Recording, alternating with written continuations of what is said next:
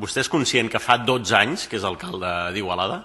Perquè ens parla del projecte del mercat com si hagués acabat d'arribar al govern, s'hagués trobat un projecte plantejat per algú altre i ara vostè el reformula perquè ha dit literalment que aquell projecte era fer volar coloms. Jo crec que se n'haguessin pogut adonar abans d'enredar els paradistes en una licitació que ja van fer i que vostès ara a mig fer desfan.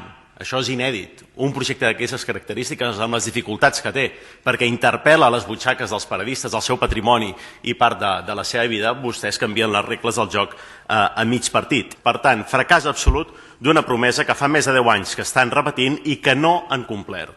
Tots els seus governs, tots els seus programes electorals, i repeteixo, aquest és el seu quart mandat com a alcalde d'Igualada, ha portat aquest tema com una de les prioritats.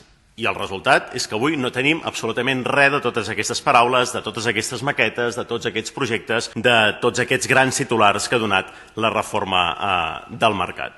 10 anys després fracassen, repeteixo, perquè comencen de zero. I això és anar tard i malament, és fracàs i improvisació i és incapacitat absoluta i manifesta de gestionar un projecte complex com aquest. Perquè quants paradistes van plegar, van dir que no continuarien, que no podien fer front al projecte que vostès els havien posat sobre de la taula i que potser ara veient que es canvia el projecte, es canvien les condicions, potser sí que haguessin seguit? Sempre ens quedarà la incògnita i això de veritat a nosaltres ens fa mal al cor. Quan es tracta de fer venir grans supermercats no es triga 10 anys, no. Amb un tràmit ràpid i un acord al despatx del regidor d'Urbanisme de torn es resol, es passa pel ple i els grans supermercats tenen la catifa vermella per venir a la nostra ciutat. Això contrasta de manera absoluta amb el poc respecte, la poca diligència, la poca pressa que vostès han tingut amb els comerciants de la nostra ciutat, en aquest cas els paradistes del mercat, fent requalificacions a mida dels grans supermercats que alhora ha fet mal al comerç i ha fet mal